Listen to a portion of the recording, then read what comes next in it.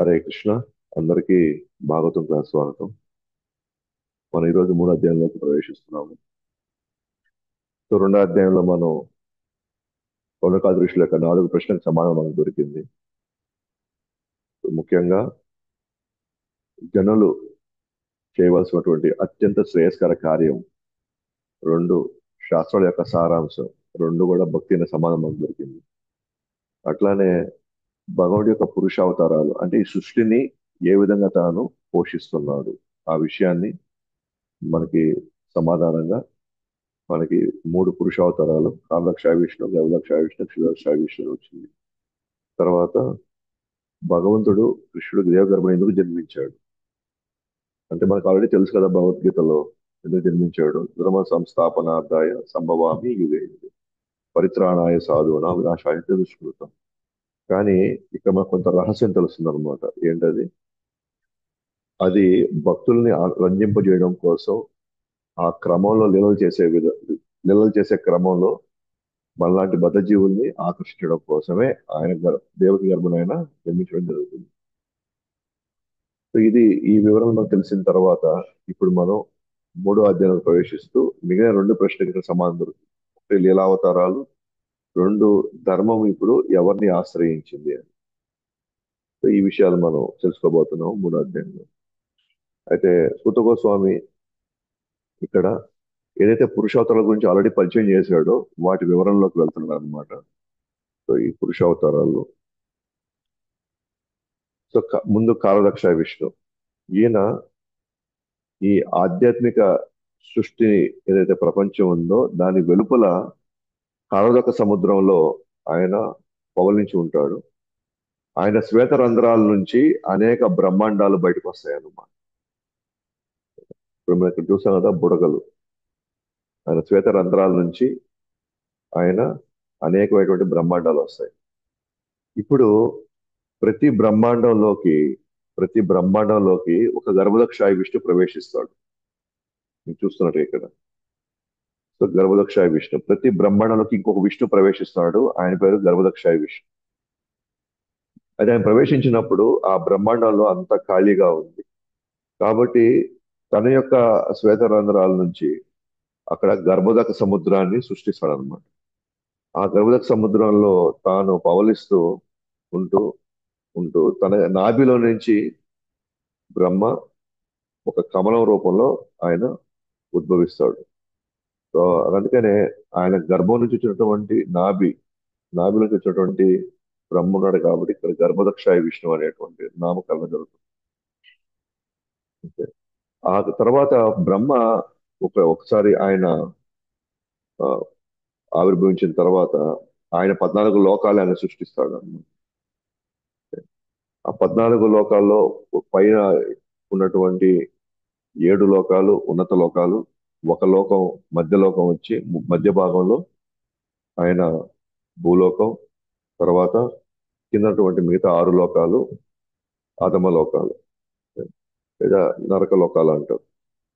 అయితే గర్భదక్షాయ విష్ణు కేవలం ఈ బ్రహ్మాండంలోకి వెళ్ళి ఆయన గర్భదక్ష సముద్రాన్ని సృష్టించి దాంట్లో ఆయన శయనించడమే కాకుండా అంటే అంతశేషుడి పైన శయనించడమే కాకుండా ఆయన ఇంకొక రూపం కూడా తీసుకుంటాడు అనమాట. ఆయన ఇంకో రూపం ఏంటి అని అంటే ఈ సృష్టిని మొత్తాన్ని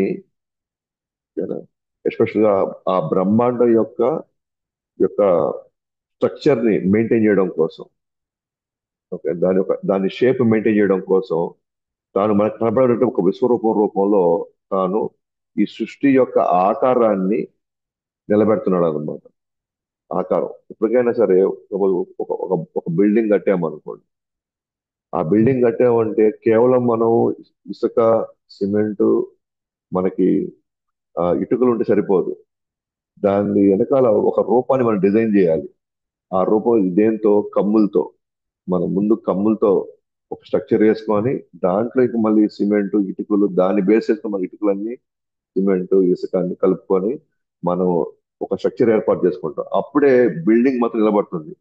ఇప్పుడు కానీ మీరు ఆ కమ్ములు లేవనుకోండి, కమ్ములు లేకుండా ఊరికే మనం సిమెంట్, ఇసుక, ఇటుకలు కట్టామంటే అది మిగులుతుందా?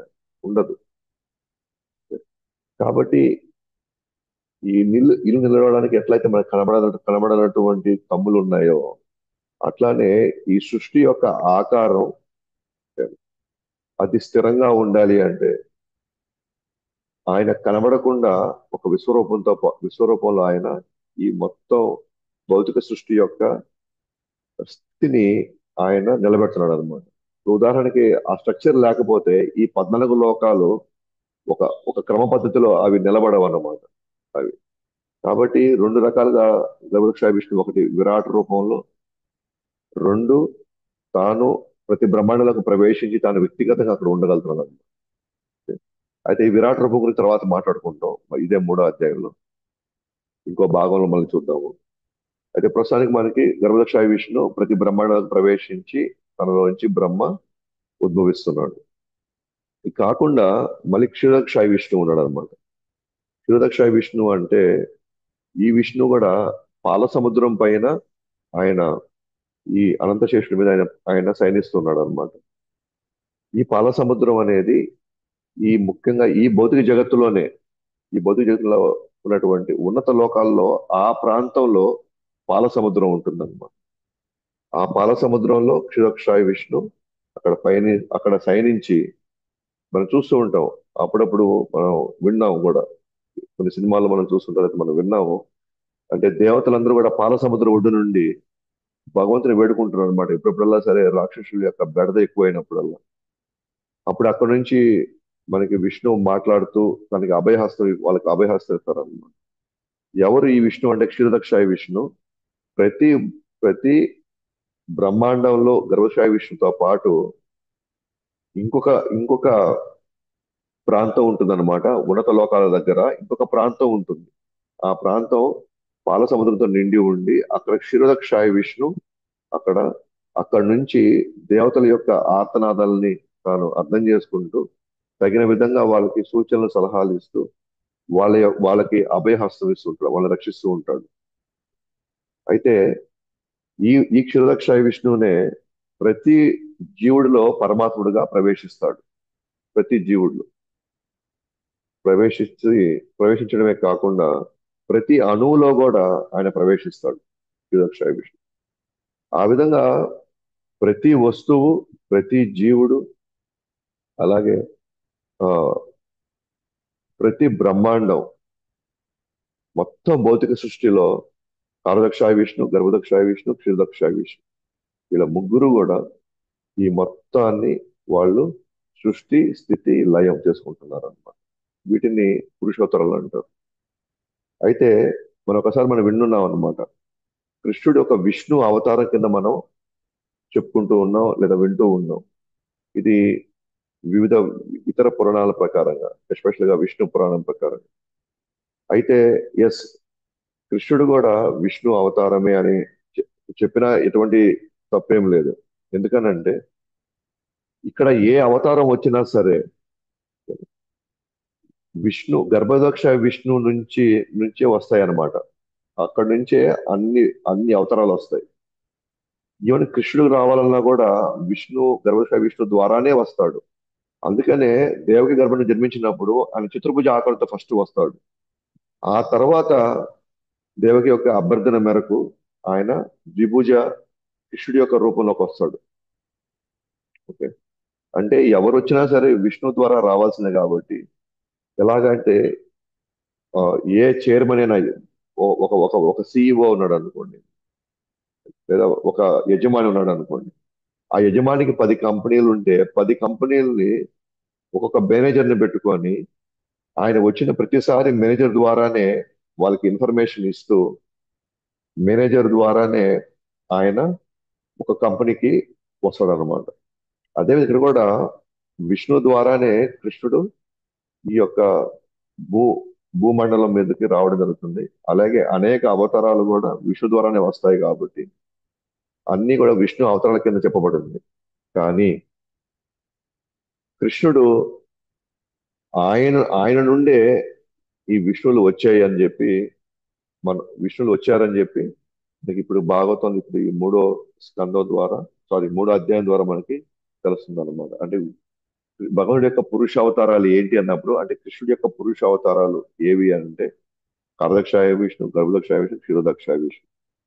మరి మరి దీన్ని నిరూపించే ఆధారం ఏమైనా ఉందా? ఎవరిచ్చారో ఆధారం అంటే వ్యాసులు వారే ఆధారం ఇచ్చి, వ్యాసులు వారే దానికి కావాల్సినటువంటి వివరణ కూడా ఇస్తారనమాట. అది ముందు ముందు మనం చూస్తాం. రేపు లీలావతారాలు గురించి మనం చెప్పుకున్నప్పుడు, ఇప్పుడు నెక్స్ట్ నెక్స్ట్ సెక్షన్ లో మనం చెప్పుకుంటాం అనమాట. తర్వాత లీలావతారాలు. ఇప్పుడు ఐదో ప్రశ్న, భగవానుడి యొక్క లీలావతారాల గురించి సుత గోస్వామి వివరించే క్రమంలో మనకు తెలిసినంత వరకు మనకి 10 అవతారాలు మాత్రమే ఉన్నాయి, విష్ణు యొక్క దశావతారాలు. కానీ భాగవతం మనకి ఇంచుమించుగా 24 అవతారాల గురించి మనకి వివరిస్తుంది అనమాట.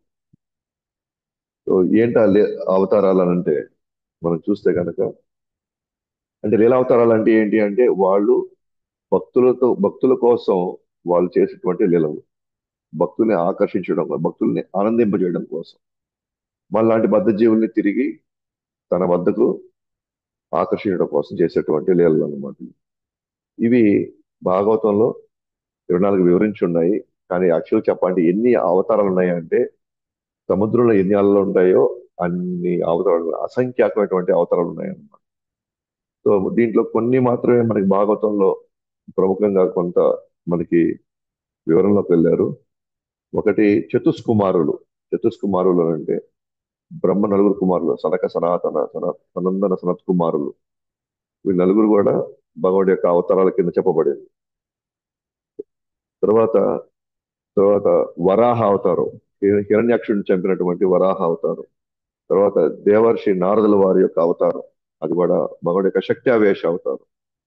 నరనారాయణ ఋషులు, ఎవరైతే బద్రీలో నిరంతరంగా ఉండి వాళ్ళు అక్కడ భగవంతుడు అక్కడున్న భక్తుల్ని వాళ్ళు దర్శనమిస్తుంటారు, నిత్యం వాళ్ళ ధ్యానంలో ఉంటుంటారు నరనారాయణ ఋషులు. అట్లాగా కపిల భగవానుడు, దేవకి మాతని ఆయన మోక్షం వైపు నడిపించినటువంటి కపిల భగవానుడు. దత్తాత్రేయుడు, బ్రహ్మ విష్ణు మహేశ్వరులు ఒకే రూపాన్ని తీసినటువంటి దత్తాత్రేయుడు.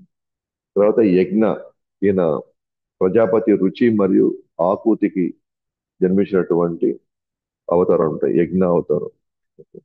అలాగే ఋషభుడు, ఋషభదేవుడు అవతారం, తన పిల్లల్ని తన వాళ్ళని నిత్యం తపస్సు వైపు నడిపించినటువంటి, ముఖ్యంగా ఆధ్యాత్మిక వైపు నడిపించినటువంటి అవతారం అని. తర్వాత పృథు మహారాజు,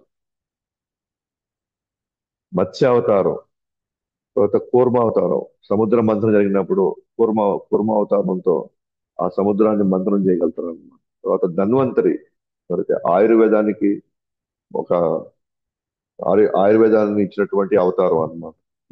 ధన్వంతరి అంటే మనకి బాగలేనప్పుడు ఆయుర్వేదంతో మనం మన మన యొక్క శరీరాన్ని శరీరాన్ని బాగు చేసుకుంటూ ఆ ఆ బాగుపడినటువంటి ఆరోగ్యంతో భక్తి వైపు నడిపించడానికి మనం ఆరోగ్యకరంగా ఉండాలి. సో తర్వాత మోహిని అవతారం, తర్వాత నరసింహ అవతారం, తర్వాత వామనుడి యొక్క అవతారం, బలి మహారాజుని ఆ, అంతమొందించినటువంటి వామన అవతారం. తర్వాత పరశురాముడి యొక్క అవతారం. తర్వాత వ్యాసుడు, అంటే వ్యాసుడు సామాన్య వ్యక్తి కాదు, ఆయన కూడా భగవంతుడి యొక్క శక్త్యావేశ అవతారం, లిఖిత పూర్వక అవతారం. కాబట్టి భగవంతుడు వేదాలను మనకు అందించే క్రమంలో వ్యాసుడికి శక్తినిచ్చి, వ్యాసుడు వారి ద్వారా మనకి ఆ, ఈ యొక్క వేదాలు అందించడం జరిగింది అనమాట. తర్వాత శ్రీరామచంద్రుడు, తర్వాత కృష్ణ బలరాములు కూడా లీలావతారాల కింద ఇక్కడ చెప్పబడింది. తర్వాత బుద్ధుడు కలియుగంలో, తర్వాత రాబోయేటువంటి భవిష్యత్తులో కల్కి అవతారం కూడా వస్తుందని చెప్పి చెప్పడం జరిగింది. సో ఈ విధంగా మనం కానీ గమనిస్తే ఇంచుమించుగా మనకి 28 అవతారాల దాకా మనకి చెప్పడం జరిగింది. ఇవి ప్రముఖంగా ఉండేవి. అయితే ఇక్కడ మనం చూసాము, ఇక్కడ కృష్ణుడు ఒక అవతారం కింద చెప్పబడింది ఇక్కడ మనకి. అంటే భగవానుడి యొక్క లీలావతారాల్లో కృష్ణ బలరాముడు కూడా, దాంట్లో కృష్ణుడు ఒక అవతారం కింద చెప్పబడింది. అంటే అవును, మనం ఇంతకుముందు చెప్పుకున్నట్టుగానే వీళ్ళు అవతారాలే కదా కృష్ణుడు కూడా, మరి మీరు ఎందుకు దేవదేవుడిగా చెప్పాడు కదా అని మీరు అందరికి చెప్తున్నారు కదా. మరి వ్యాసుడు ఆధారాలు ఎక్కడిచ్చున్నారు? అటు కృష్ణుడు అవతారి అని, ఆయన స్వయం భగవానుడు అని, ఆయన నుంచే సకల అవతారాలు వచ్చాయని గల ఆధారం ఎక్కడుందంటే ఇదే 3వ అధ్యాయంలో 28వ శ్లోకం చెప్పబడింది. ఏంటనంటే ఏతే చాంస కళాపుంస కృష్ణస్తు భగవాన్ స్వయం ఇంద్రారి వ్యాకులం లోకం మృడయంతి యుగే యుగే. సో ఏతే చాంస కళాపుంస, ఇప్పుడు వరకు నేను నీకు వర్ణించినటువంటి ఈ అన్ని వర్ణనలలో ఎన్నో అవతారాలు ఉన్నాయి, అవతారాలకి అవతారాలు కూడా ఉన్నాయి. కానీ దయచేసి కృష్ణుడిని మాత్రం అవతారాల్లో ఒక అవతారం కింద చూడొద్దండి. ఆయన కృష్ణస్తు భగవాన్ స్వయం, ఆయన అవతారాల కింద ఇప్పుడు మనం చెప్పుకున్నప్పటికీ కూడా ఆయన అవతారాల్లో అవతారం కాదు, ఆయన అవతారి. ఆయన నుంచే సర్వ అవతారాలు వచ్చాయి. ఎప్పుడెప్పుడల్లా సరే ఇంద్రుల వారికి అంటే దేవతల వారికి ఇబ్బంది కలుగుతుందో, కష్టం కలుగుతున్నప్పుడల్లా సరే భగవంతుడు కృష్ణుడు వివిధ అవతారాల్లో తాను స్వయంగా ఆ ఆ ధర్మాన్ని స్థాపించడానికి స్వయంగా ఆయన మళ్ళీ మళ్ళీ అవతరిస్తాడు అనే పాయింట్ వచ్చిందనమాట. సో ఇదే విషయాన్ని మనకి భగవద్గీత 4వ అధ్యాయం 6, 7, 8 శ్లోకాల్లో మనకి చెప్పడం జరుగుతుంది. ఏమని? ఆయన పుట్టుక లేని వాడుగా ఆ, స్వయంగా ఆయన ప్రతి యుగంలో ధర్మం క్షీణించినప్పుడల్లా సరే తాను తన సొంత శక్తితో, అంతర్గత శక్తితో తానే ప్రతి యుగంలో అవతరిస్తున్నట్టుగా తాను 4.6, 7, 8 ఆ, ఈ 3 శ్లోకాల్లో మనకు వివరించడం జరుగుతుంది అనమాట. ఏంటి? యదా యదా హి ధర్మస్య గ్లానిర్భవతి భారత, ఆ, తర్వాత స- పరిత్రాణాయ సాధూనాం వినాశాయ దుష్కృతాం.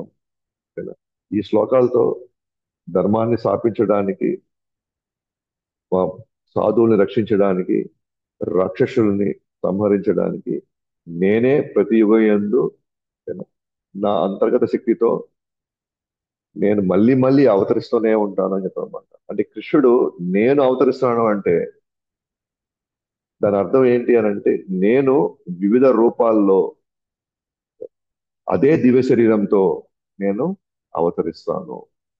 అంటే వాస్తవానికి మనకు మనకు తెలిసినంత వరకు కృష్ణుడు వచ్చేది ఒక ద్వాపర యుగంలోనే కదా. మళ్ళీ మళ్ళీ కృష్ణుడే వచ్చి ఇక్కడ ప్రతి యుగంలో నేనే అవతరిస్తున్నాను అవతరిస్తున్నాడు అని చెప్తున్నాడు అని అంటే ఈ రెండింటిని ఎలా మనం అర్థం చేసుకోవాలి? ఏది? ద్వాపరయుగంలో కృష్ణుడు అవతారం అని చెప్పినప్పుడు, అలాగే అది భగవద్గీతలో కృష్ణుడు నేను ప్రతి యుగంలో నేనే వస్తున్నానంటే ప్రతి యుగంలో నా దేశం వరకు కృష్ణుడు లేడే, త్రేతాయుగంలో కృష్ణుడు లేడే, కలియుగంలో కృష్ణుడు లేడే. మరి కృష్ణుడు వచ్చి ప్రతి యుగంలో నేనే అవతరిస్తాను అన్నప్పుడు ఈ రెండింటి స్టేట్మెంట్స్ మనం అర్థం చేసుకోవాలి అంటే అదే కృష్ణుడే వివిధ రూపాల్లో కదా భక్తుల యొక్క కోరిక మేరకు భక్తుల్ని రంజింపజేయడం కోసం ఆ ఒక భగవంతుడే, ఆ ఒక కృష్ణుడే వివిధ రూపాలు, వివిధ ఆకారాలు, వివిధమైనటువంటి స్థితుల్లో ఆయన ఇక్కడ ప్రకటించబడుతున్నాడు లేదా ఆవిర్భవిస్తున్నాడు. ఎలాగైతే మనం ఆ ఒక్క సినిమా హీరో అనే ఆ, వాళ్ళ యొక్క అభిమానుల యొక్క కోరిక మేరకు వివిధ రూపాల్లో అంటే వివిధ వేషాలు వేసుకొని వివిధ క్యారెక్టర్స్ లో ఓకేనా, ఒక్కొక్క సినిమాలో తన తన యొక్క అభిమానులను రంజింపజేస్తున్నాడు ఆ ఒక్క నటుడు. అలాగే ఆ ఒక్క భగవంతుడే తన యొక్క దివ్య శరీరంలోనే వివిధ ఆకారాల్లో వివిధ రూపాలతో సో తన యొక్క భక్తుల యొక్క కోరికలు తీర్చడం కోసం తాను వస్తున్నాడు అనమాట. కాబట్టి కృష్ణుడు ఒక ఒక మర్యాద పురుషుడు ఎలా ఉండాలి అని చెప్పడానికి తాను రాముడిగా అవతరిస్తున్నాడు. భక్తుల్ని హింసిస్తున్నప్పుడు ఆ ఆ భక్తుల్ని కాపాడడానికి తన కోపాన్ని వ్యక్తం చేయడంలో అదే కృష్ణుడే నరసింహస్వామి రూపంలో వస్తున్నాడు.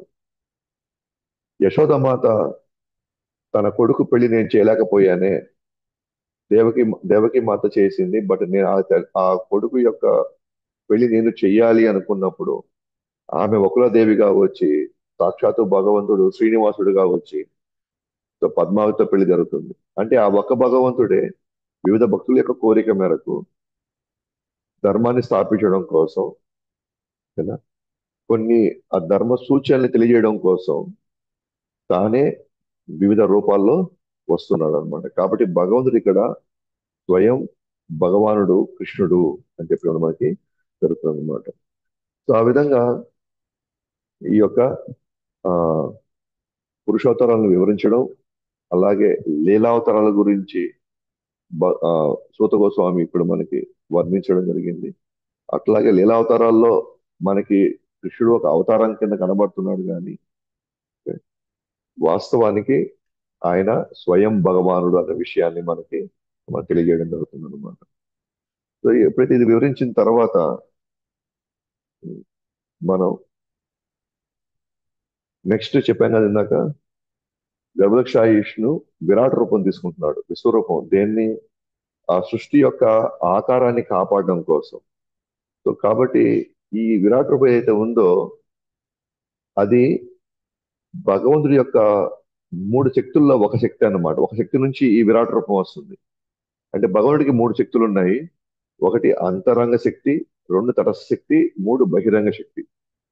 అంతరంగ శక్తితో తన యొక్క అనేక అవతారాలు అంతరంగ శక్తి నుంచి ఉద్భవించినాయి అన్నమాట. తటస్థ శక్తి నుంచి జీవులందరూ ఉద్భవించారు. మూడోది బహిరంగ శక్తి. సో బహిరంగ శక్తి నుంచి భగవంతుడి యొక్క ప్రకృతి, ఈ భౌతిక ప్రకృతి అంతా కూడా ఆయన యొక్క బహిరంగ శక్తి నుంచి తయారు చేయబడింది. ఆ బహిరంగ శక్తి నుంచే కూడా ఈ విశ్వరూపం కూడా వచ్చిందనమాట. విశ్వరూపం అనేది అవతారం కాదు, ఒక బహిరంగ శక్తి యొక్క బహిరంగ శక్తి నుంచి వచ్చినటువంటి ఒక రూపం. మరి భగవంతుడికి ఈ విశ్వరూపం ఎందుకు తీసుకుంటున్నాడు అని అంటే, ఈ యొక్క ఆ భౌతిక సృష్టిలో ఉన్నటువంటి బ్రహ్మాండం యొక్క ఆకారాన్ని కాపాడడం కోసం, దాని ఒక స్థితిని కల్పించడం కోసం ఆయన ఈ రూపాన్ని తీసుకున్నాడు. అయితే ఈ రూపం శాశ్వత రూపం కాదు. ఇది శాశ్వత రూపం కాదు. ఇది ఒక ఊహాజనికమైనటువంటి ఒక రూపం అన్నమాట. ఈ ఊహాజనికమైన రూపం వల్ల మనకి ప్రయోజనం ఏంటి అని అంటే, ఫస్ట్ అసలు ఈ ఊహాజనిక రూపం ఎలా ఉంటుందో మనం చూస్తాం. ఎస్పెషల్లీ ఈ రూపం ఎందుకు వచ్చింది అని అంటే, ఈ రూపము ఎలా మనం చూడాలి ఈ రూపాన్ని అని అంటే, ఇప్పుడు ఇప్పుడు బ్రహ్మాండంలో 14 లోకాలు ఉన్నాయి. సో ఆ 14 లోకాలు, మొదటి 7 లోకాలు ఆ విశ్వరూపం యొక్క పై భాగం అనుకుంటే, అంటే నడుము నుంచి తల వరకు. భూమండలం ఆ విశ్వరూపం యొక్క మధ్య భాగం అంటే నడుము భాగం అనుకుంటే, కింద ఉన్నటువంటి వివిధ అనేక నరక లోకాలు అంటే అధమ లోకాలని భగవానుడి యొక్క నడుము నుంచి కింద పాదాల వరకు అనుకుంటే, ఆ విధంగా ఒక ఊహాజనకమైనటువంటి ఒక రూపాన్ని ఈ విశ్వరూపంలో ఈ 14 లోకాలు భగవానుడి యొక్క ఆకారంలో, అంటే నడుము నుంచి తల, నడుము భాగం, నడుము నుంచి పాదాల వరకు ఇట్లా వర్ణించినట్లయితే, ఈ కొండలు భగవానుడి యొక్క ఎముకలతో అంటే విశ్వరూపంలో ఎముకల కింద మనం అనుకుంటే, అయితే ప్రవహించే నదులు ఇవన్నీ కూడా భగవంతుడిలో ప్రవహించేటువంటి రక్తనాళాల్లాగా మనం ఊహించుకుంటే, ఈ మొత్తం విశ్వానికి ఒక రూపం వస్తుంది. ఆ రూపమే విశ్వరూపం. అయితే ఆ విశ్వరూపం ఈ విధంగానే మీరు తలుచుకోవాలి, ఊహించాలని చెప్పి శాస్త్రం చెప్తుంది అనమాట. అంటే విశ్వరూపం కూడా మన ఇష్ట ప్రకారంగా మనం ఊహించుకోకూడదు. మరి భగవంతుడు ఇటువంటి విశ్వరూపాన్ని ఎందుకు మనకు వివరిస్తున్నాడు అని అంటే, చాలా మంది బుద్ధిహీనులు లేదా శాస్త్రాలకి ఆ పరిచయం చేసుకునే అవకాశం లేని వాళ్ళు, ఉదాహరణకి ఆ కొండల్లో కోయలు నివసించేటువంటి అనేకమైనటువంటి అనాగరికమైనటువంటి స్థితిలో ఉండేటువంటి చాలా మంది బుద్ధిహీనులు, వాళ్ళు కూడా భగవంతుడి దగ్గర అవ్వడానికి భగవంతుడు ఈ ప్రకృతిలో చాలా రకాలైనటువంటి ఆ అంశాలను మనకి పరిచయం చేస్తాడు అనమాట. ఉదాహరణకి సూర్యుడు, చంద్రుడు, చెట్లు, కొండలు, కోనలు మనం చూస్తుంటాం. ఆ కోనల్లో ఉండే వాళ్ళు కూడా చాలా చెట్లను పూజిస్తుంటారు, సూర్యుడిని పూజిస్తారు, తర్వాత కొండల్ని పూజిస్తారు, ఆ నదుల్ని పూజిస్తారు వాళ్ళు. అంటే వాళ్ళు ఒక విధంగా వాళ్ళు వాళ్ళు ఎందుకు పూజిస్తున్నారంటే వాళ్ళ ప్రకృతినే భగవంతుడి కింద వాళ్ళు పూజిస్తున్నారు. ఆ ప్రకృతి ఇచ్చినటువంటి అనేక అంశాలు వాళ్ళ యొక్క జీవితాల్ని వాళ్ళు ఆ, కాపాడుతున్నాయనే ఉద్దేశంతో వాళ్ళ చెట్లని, రాళ్ళని, లేకపోతే కొండల్ని వీరు పూజిస్తున్నారు కదా. అయితే ఇవన్నీ ఏంటంటే విశ్వరూపంలో ఇవన్నీ వివిధ భాగాలు అన్నమాట. కాబట్టి ఒక విధంగా చెప్పాలంటే వాళ్ళు ఇండైరెక్ట్ గా విశ్వరూపాన్ని వాళ్ళు పూజిస్తున్నారు అన్నమాట. అందువల్ల వాళ్ళు విశ్వరూపాన్ని పూజించడంతో క్రమక్రమంగా వాళ్ళు అంతిమంగా ఏదో ఒక స్థితిలో వాళ్ళు శాస్త్రాలకు దగ్గరయ్యి వేరు వేరు జన్మల్లో వాళ్ళు అంతిమంగా ఏదో ఒక రోజు భక్తులు అవుతారు అనమాట. కాబట్టి అటువంటి వాళ్ళను కూడా భగవంతుడు వాళ్ళు ఆధ్యాత్మికంగా ఉన్న స్థితిలో తీసుకెళ్ళడానికి భగవంతుడు ఈ విశ్వరూపాన్ని సృష్టించడం జరిగింది అనమాట. ఎట్లా అయితే ఓకేనా, మనకి ఓకే, మనం చెప్పుకున్నాం మనకి ఒక స్థూల రూపం ఒకటి ఉంటుంది, సూక్ష్మ రూపం ఉంటుంది. సూక్ష్మ రూపం ఒకటి, స్థూల రూపం ఒకటి ఉంటుంది. సూక్ష్మ రూపంలో మనకి ఏముంది ఇక్కడ? అహంకారము, బుద్ధి, మనస్సు ఉంది. స్థూల రూపంలో మనకి పంచభూతాలు చేసే శరీరం ఉంది. అట్లానే గర్భదక్షాయి విష్ణువుకి ఒక సూక్ష్మ రూపం ఉంటుంది, ఒక స్థూల రూపం ఉంటుంది. స్థూల రూపం ఈ విశ్వం యొక్క ఆకారం మనకు కనబడుతుంది స్థూల రూపంలో. అలాగే సూక్ష్మ రూపంలో ఆయన ఈ మొత్తాన్ని విశ్వాన్ని ఆయన మొత్తాన్ని కూడా దీని యొక్క స్ట్రక్చర్ ని ఆయన కాపాడుతున్నమాట అంతరంగికంగా. అంతరంగికంగా అలా కాపాడుతున్నాడు అనమాట. మనకి ఎట్లయితే ఈ ఎల్లో కలర్ లో మనకి ఇక్కడ ఆత్మ కనబడుతుంది, ఇది ఆత్మ అయితే, సూక్ష్మ శరీరం ఈ డాట్ డాట్ డాట్ ఉన్నటువంటి ఈ లైన్లు అయితే, ఈ దాని పైన ఉన్నటువంటి ఇంకొక ఆకారం వచ్చి స్థూల శరీరం. అందువల్ల ఆత్మకి సూక్ష్మ శరీరం ఉంది, స్థూల శరీరం ఉంది. అట్లానే గర్భదక్షాయి విష్ణుకి కూడా ఒక ఒక ఒక సూక్ష్మ ఆకారం ఉంటుంది, ఒక స్థూల ఆకారం ఉంటుంది. సూక్ష్మ రూపము, స్థూల రూపము. అట్లా ఈ మొత్తాన్ని సృష్టిని ఒక విశ్వరూపంతో ఆయన ఈ ఆకారాన్ని మెయింటైన్ చేస్తాడు అనమాట. అఫ్ కోర్స్ ఇది ఒక ఊహాజనకమైనటువంటి ఒక రూపం, అనాధికారమైనటువంటి ఒక రూపం, కనబడే ఒక రూపం. దీని గురించి ఎక్కువ వివరణ లేనటువంటి ఒక రూపం. ఇది ఒక తాత్కాలిక రూపం అన్నమాట. ఇది ఏ విధంగా జీవునికి సూక్ష్మ స్థూల శరీరాలు ఉంటాయో అట్లాగే గర్భదక్ష విష్ణుకి సూక్ష్మ స్థూల ఆకారాలు ఉంటాయి అన్నమాట.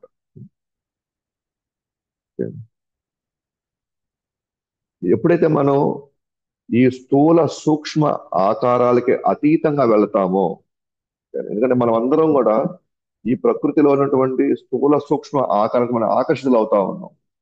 ఉదాహరణకి మనకి కొండలు, కోనలు, వస్తువులు, అలాగే ఈ స్థలాలు చూసినప్పుడు మనకి ఏమనిపిస్తుంది? వీటికి ఆకర్షితులు అయిపోతాం, వీటిని అనుభవించాలనుకుంటున్నాం మనం. అంటే తెలియకుండానే మనం కామానికి లోనైపోయి ఎంత నాదే, నేనే, మొత్తం నేనే అనుభవించాలనేటువంటి ఈ భ్రమలోకి మనం దూరుతున్నాం మనం. అవునా? ఈ భ్రమలోకి మనం వెళ్ళి శాశ్వతంగా మనం ఇక్కడే బంధింపబడుతున్నాం.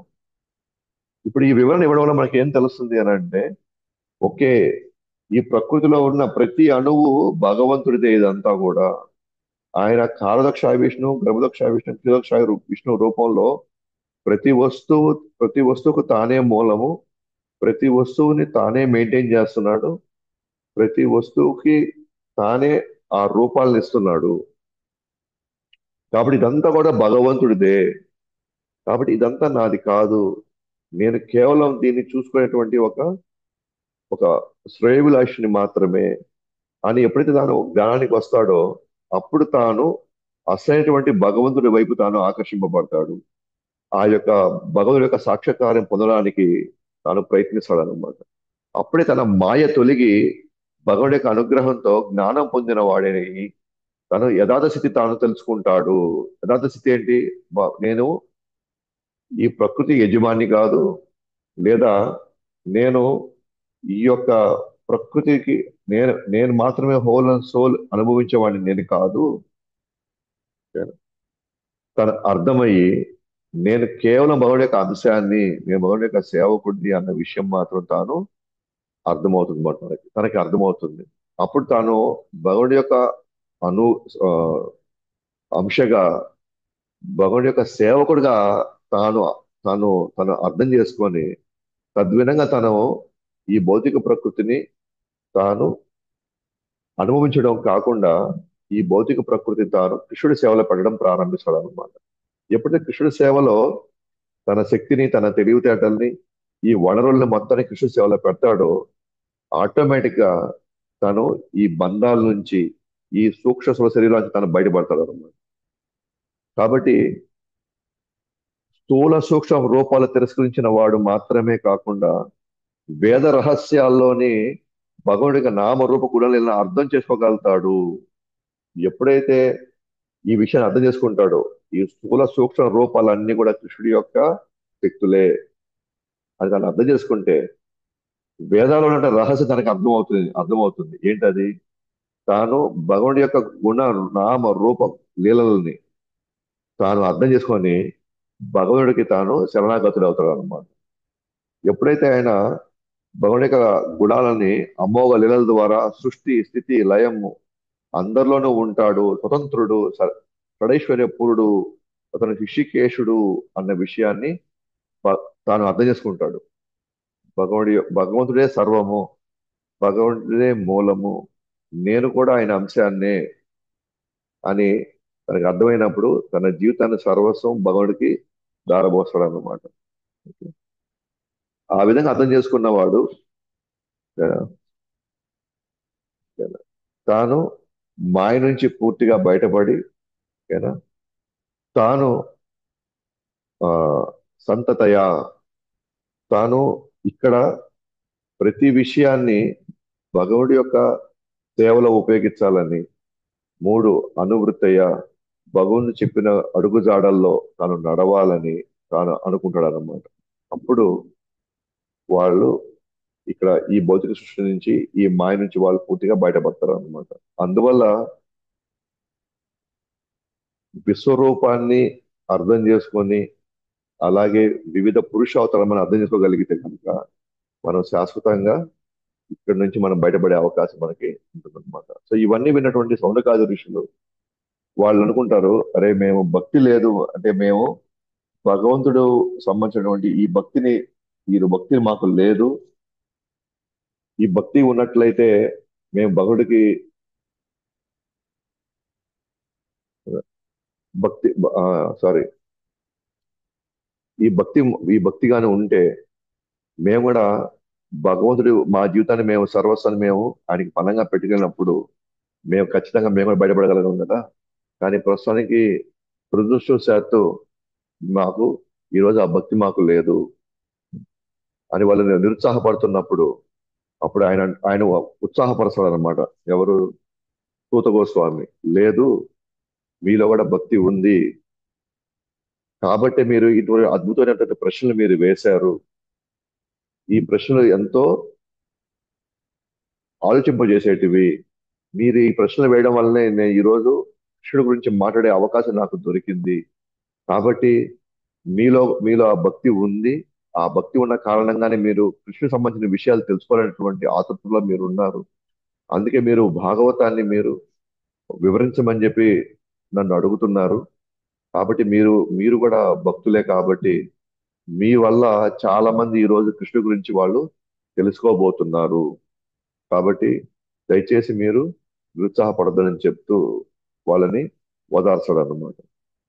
ఇది తెలుసుకున్నటువంటి ఎవరైతే తొనక ఉన్నారో ఇప్పుడు ఇంకో మూడు ప్రశ్నలు వేస్తారన్నమాట 4వ అధ్యాయంలో. ఆ మూడు ఆ నాలుగు ఆ మూడు ప్రశ్నలు ఏంటనేది నెక్స్ట్ అధ్యాయంలో మనం వెళ్ళి చూస్తాం అన్నమాట. అయితే ఇంకా ఆరో ప్రశ్న ఒకటి మిగిలిపోయింది లీలావతాల తర్వాత. ఏంటా ఆరో ప్రశ్న? ఈ యొక్క ధర్మం ఎవరిని ఆశ్రయించింది? ఇప్పుడు ఎవరి నుంచి నేను ఈ ధర్మం గురించి నేను తెలుసుకోవాలి అని అంటే అప్పుడు కొత్త కోసం అని చెప్పేటువంటి ఆరో సమాధానం ఏమంటే బ్రహ్మ సంహితం ఉత్తమ శ్లోక చరితం చకార భగవాన్ ఋషి నిశ్రేయసాయ లోకస్య ధన్యం స్వస్త్యం యనం మహత్ స్వస్త్యయనం మహత్. అంటే సో ఈ యొక్క భాగవతం ఎందుకు వచ్చింది అని అంటే కేవలం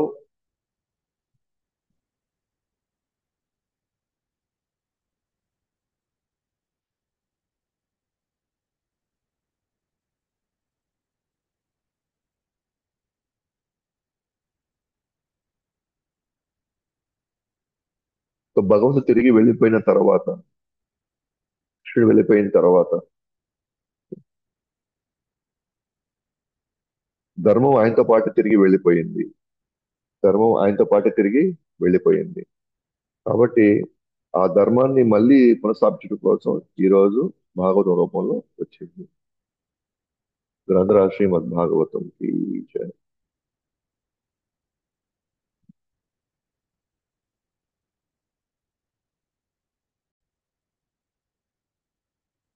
ఇప్పుడే మనం విశ్వరూప యొక్క స్థూల మరియు సూక్ష్మ రూపాలను మనం విన్నాము.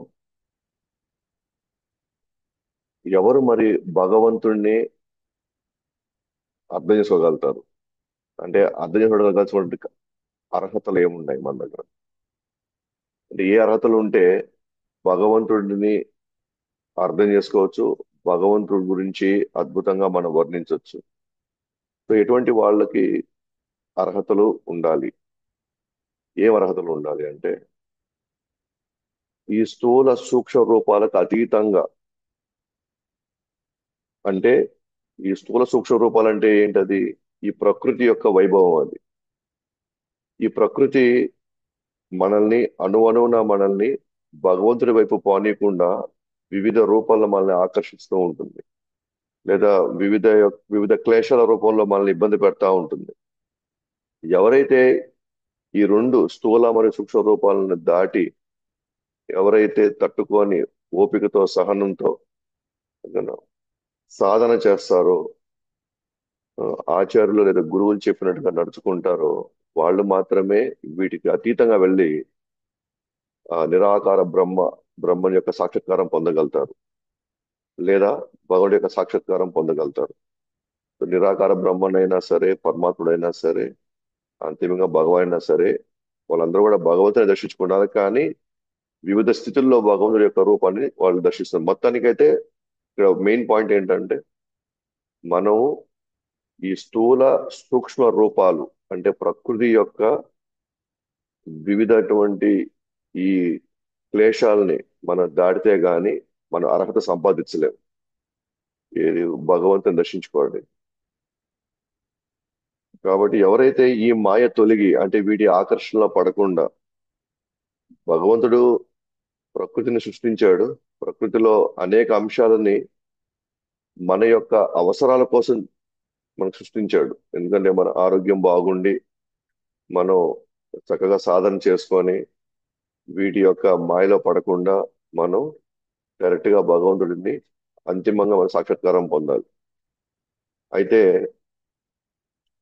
ఈ స్థూల సూక్ష్మ రూపాలు ఒక మాయలాగా మనం కమ్మేసి మనల్ని భగవంతుడి వైపు నడవనకుండా అవి చేస్తున్నాయి అన్నమాట. కాబట్టి మళ్ళీ భగవుడి యొక్క అనుగ్రహంతో శాస్త్రాల రూపంలో కావచ్చు, లేదా గురువు యొక్క దశ నిర్దేశంలో మనం ఎప్పుడైతే నడుచుకుంటామో అప్పుడు మాత్రమే మాయ తొలగి అతను జ్ఞానం పొందినవాడు అవుతాడు. అప్పుడు మాత్రం తనకు అర్థమవుతుంది, నేను ఈ ప్రకృతి యొక్క అంశం కాదు, నేను భగవుడి యొక్క అంశని, నేను భగవుడి యొక్క సేవకుడిని అన్న విషయం తనకు తెలుసుకుంటాడు. సో ఫస్ట్ ఎప్పుడైతే నేను భగవుడి యొక్క అంశాన్ని తెలుసుకున్న తర్వాత, అక్కడి నుంచి తాను నడుచుకునే విధానం అంతా కూడా భగవంతుడి దగ్గర అవడానికి చూస్తాడు. ఇప్పటి వరకు మనకి ఆ జ్ఞానం లేదు. ఇప్పటి వరకు మనకి ఎలా ఉన్నామంటే, మన ఈ ప్రకృతిలో ఒక అంశం అని, ఈ యొక్క భూభాగంలో మనం ఆ, ప్రకృతిలో ఒక భాగం అని అనుకుంటున్నాం. కానీ మనకి ఈ ప్రకృతికి ఎటువంటి సంబంధం లేదు. మనకి భగవంతుడితో శాశ్వత సంబంధం ఉంది. అది ఇప్పుడు మనం మర్చిపోయి ఈ విశ్వరూపం యొక్క స్థూల సూక్ష్మ రూపాల్లో వాటి మాయలో పడి, వాటి ఆకర్షణలో పడి మనం ఇక్కడే శాశ్వతంగా కొనసాగాలని మనం అనుకుంటున్నాం అన్నమాట.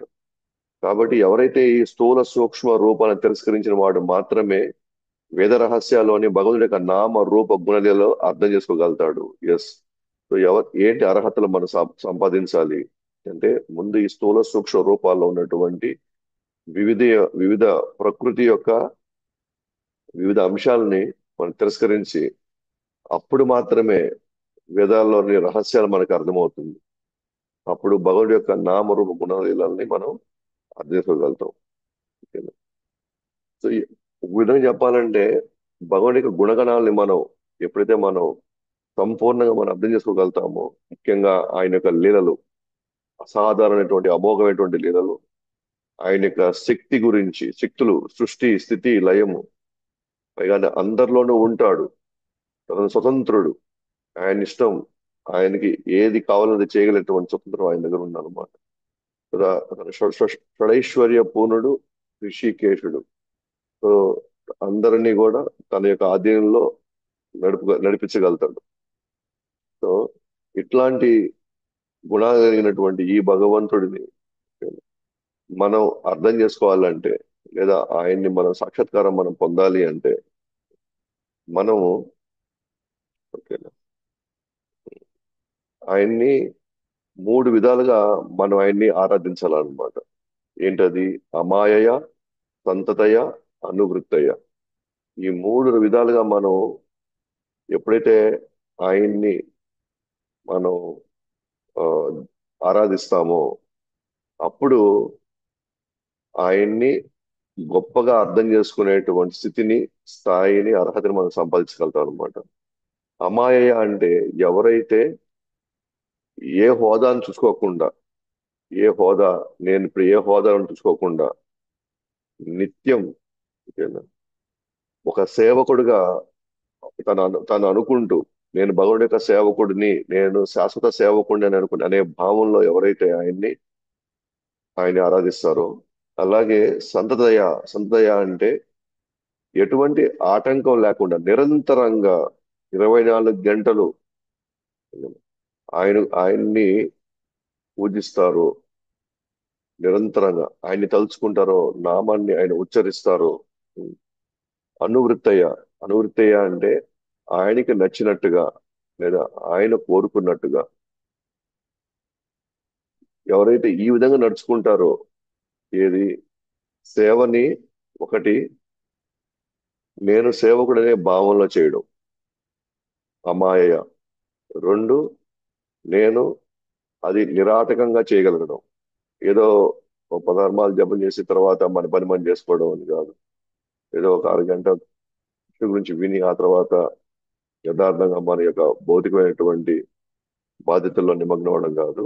మనం ఏ పని చేస్తున్నా సరే ఆయన గురించి నిరంతరంగా తెలుసుకోవడం, నిరంతరంగా. మూడోది, ఆయన కోరుకున్నట్టుగా, ఆయనకి నచ్చినట్టుగా, ఆయన ఆదేశించినట్టుగా చేస్తాము.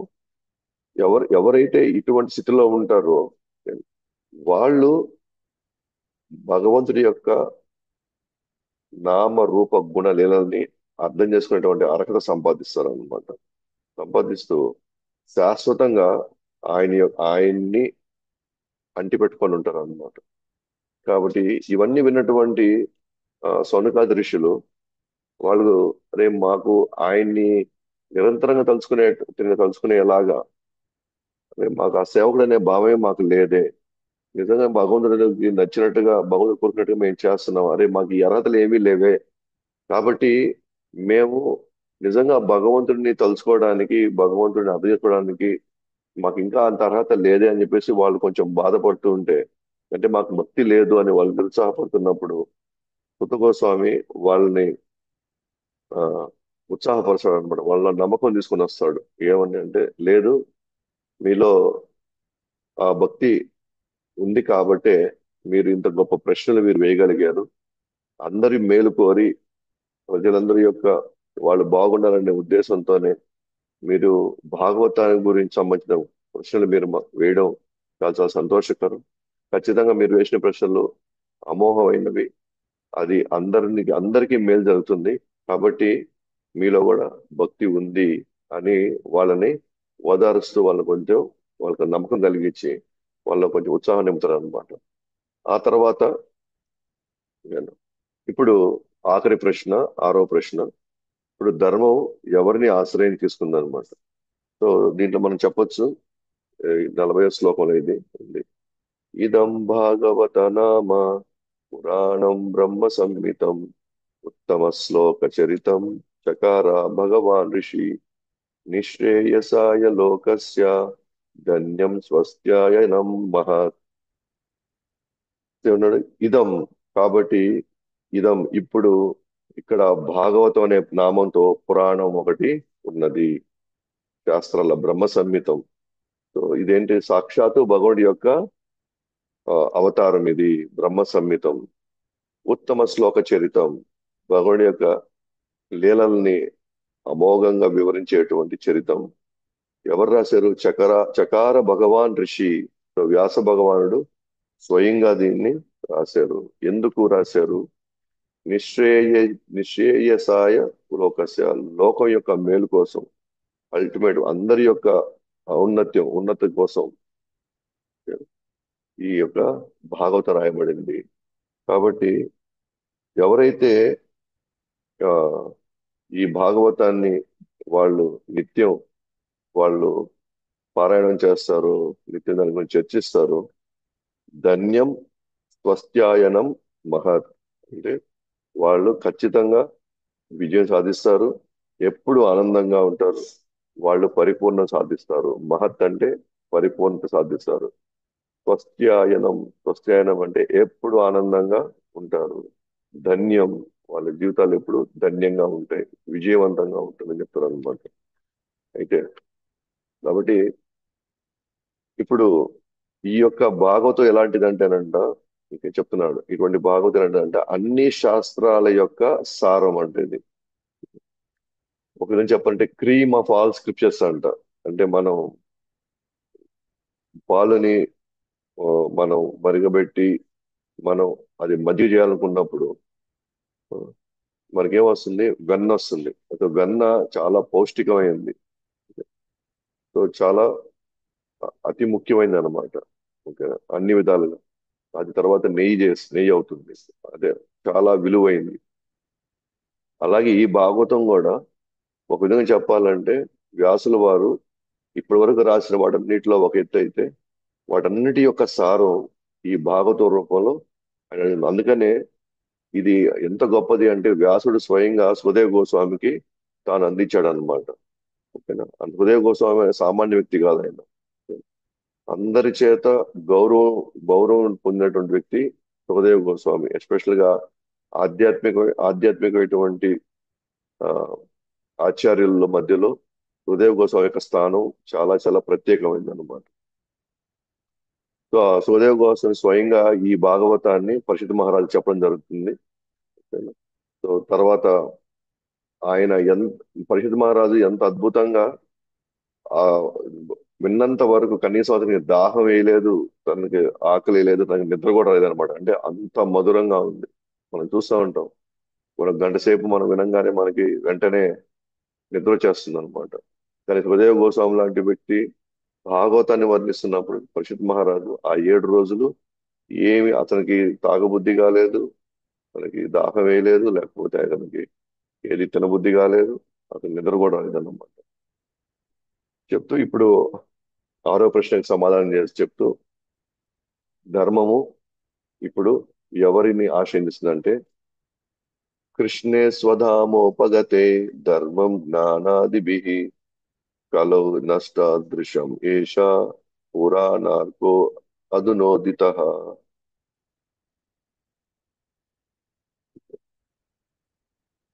సో కృష్ణ కృష్ణుడు ఎప్పుడైతే తన ధామానికి వెళ్ళిపోయాడో, స్వధామోపగతే వెళ్ళిపోయాడో, అతనితో పాటే ధర్మము జ్ఞానం కూడా అతనితో పాటు వెళ్ళిపోయింది. అలాంటప్పుడు కలియుగంలో, నెక్స్ట్ రాబోయే కలియుగంలో నష్టదృశ్యం ఏష, మొత్తం అంధకారంగా ఉంది. అంటే ఈ భగవంతుడు ధర్మాన్ని ఎప్పుడు నిలబెట్టే భగవంతుడు వెళ్ళిపోయాడు. భగవంతుడు వెళ్ళిపోతే ఆటోమేటిక్ గా ఆయనతో పాటు ధర్మం కూడా వెళ్ళిపోతుంది. అలాంటప్పుడు కలియుగం వాళ్ళ పరిస్థితి ఏంటి? అటువంటి వాళ్ళకి ఏది వాళ్ళకి ధర్మం అని చెప్తుంది, లేదా వాళ్ళని దేని చూసి వాళ్ళు ధర్మంగా నడుచుకోవాలి అంటే అప్పుడు ఇక్కడ అనమాట, పురాణార్కో అధునోదిత. పురాణార్కో అధునోదిత అంటే, సో వాళ్ళు ఈ యొక్క ఆ, పురాణము వాళ్ళలో ఆ వెలుగుని నింపుతుంది, అంధకారం నుంచి వాళ్ళకి ఆ వెలుగునిస్తుంది. అంటే వాళ్ళ యొక్క జీవితాలని బాగు చేసుకోవడానికి వాళ్ళకి ఈ ఈ భాగవతం సరిపోతుంది అని చెప్పి మనకి ఈ శ్లోకం వివరిస్తుంది అనమాట. కాబట్టి ఫైనల్ గా ఈ భాగవతం ఇక 2 పరంపరలో వెళ్తా ఉందన్నమాట. ఒకటి వ్యాసుడు సుఖదేవ గోస్వామి చెప్పి సుఖదేవ గోస్వామి పశ్చిమ మహారాజ్ చెప్తూ ఒక పరంపరలో ఉంది. రెండోది ఇప్పుడు ఇంకొక పరంపర, ఏది సూత గోస్వామి సౌనకాది ఋషి సుఖదేవ గోస్వామి సూత గోస్వామికి చెప్పాడు. అంటే సూత గోస్వామి ఎక్కడున్నాడు? సుఖదేవ గోస్వామి పశ్చిమ మహారాజ్ చెప్పేటప్పుడు సూత గోస్వామి కూడా అక్కడ కూడా వింటూ ఉన్నాడు అనమాట. ఇప్పుడు సూత గోస్వామి ఏం చేస్తున్నాడు? సౌనకాది ఋషులకి లేదా నైమిషారణ్యంలో ఉన్నటువంటి ఋషులకు చెప్తున్నాడు అనమాట. అంటే ఇప్పుడు నైమిషారణ్యంలో ఋషులు రేపు ఇంకొకరికైనా వివరించారు అనుకోండి, అప్పుడు ఏమైంది? ఇంకొక పరంపర స్టార్ట్ అయిపోయింది. ఇప్పుడు ఒకటేమో వ్యాసుడు సుఖదేవ గోస్వామి పశుపతి మహారాజు, ఇంకొకటేమో సుఖదేవ గోస్వామి సూత గోస్వామి నైమిషారణ్యంలో ఉన్నటువంటి ఋషులు. సో ఆ విధంగా ఇది గురు పరంపరలో ఈ భాగవతము ఖచ్చితంగా మనకి ఈ రోజు బ్రహ్మ మధ్వ గౌడీయ పరంపరలో మనకి అందుబాటులో ఉంది. సో శిల ప్రభుపాద వారి దయ వల్ల అనేక మంది పరంపరలో ఉన్నటువంటి ఆచార్యుల ద్వారా ఈరోజు మనం దాన్ని అర్థం చేసుకొని మనం కూడా అత్యున్నతమైనటువంటి ధర్మాన్ని పాటించే అవకాశం మనకి దొరికిందనమాట. సో ఆ విధంగా మనం ఈ యొక్క అధ్యాయంలో మనం మొదటగా పురుషావతారాల యొక్క వివరణలోకి వెళ్ళాము. ఆ తర్వాత లీలావతారాల గురించి మాట్లాడుకున్నాము. లీలావతారాల్లో అవతారాలకు ఎన్ని అవతారాలు ఉన్నా సరే కృష్ణుడు స్వయం భగవానుడు అన్నటువంటి విషయాన్ని మనం చెప్పుకున్నాం. ఆ తర్వాత గర్భదక్ష విష్ణు యొక్క విరాట్ రూపం గురించి మనం మాట్లాడుకున్నాం. ఆ విరాట్ రూపంలో స్థూల ఆకారం మరియు సూక్ష్మ ఆకారం ఉన్నాయి. ఎవరైతే వీటికి అతీతంగా ఆ, వాటికి వాటికి అతీతంగా వాటి ఆకర్షణలో పడకుండా ఎవరైతే అమోఘయ అమాయయ సంతతయ అనువృత్య ఈ యొక్క అంటే నిరాటకంగా ఎప్పుడు నేను సేవకుడు అనే భావంతో కృష్ణుని తృప్తిపరచడానికి ప్రయత్నిస్తారో వాళ్ళు మాత్రమే భగవంతుని అర్థం చేసుకోవడానికి, ఆయన లీలలు అర్థం చేసుకోవడానికి, శాశ్వతంగా ఆయన్ని ఆయన్ని సేవించుకోవడానికి గల అర్హత సంపాదిస్తారు అన్నమాట. సో సౌనకాది ఋషులు మాకు అంత భక్తి లేదు అని వాళ్ళు కొంచెం బాధపడుతున్నప్పుడు మన సూత గోస్వామి వాళ్ళ యొక్క ప్రశ్నల్ని కీర్తిస్తూ వాళ్ళు ఖచ్చితంగా వాళ్ళకి కూడా అర్హత ఉందని వాళ్ళని ఓదారుస్తూ చెప్తారు అనమాట. ఆ తర్వాత మనం ఫైనల్ గా ఇక్కడ భాగవతుడు ఎవరి ఆశ్రయం తీసుకుంది అని అంటే మనకి ఇప్పుడు తెలిసింది. మరి ధర్మం ఎవరి ఆశ్రయం తీసుకుందంటే అది భాగవతం ఆశ్రయం తీసుకునింది అని చెప్పి మనం చెప్పగలిగాం అనమాట. సో ఇక ఇక్కడతో 3 అధ్యాయాన్ని మనం కంప్లీట్ చేసాము. సో గ్రంథరాజ్ శ్రీమద్ భాగవతం కి జయ, జగద్గురు శ్రీల ప్రభుపాద కి జయ, అనంత కోటి వైష్ణవ వృంద కి జయ, గౌత్ ప్రేమనండి.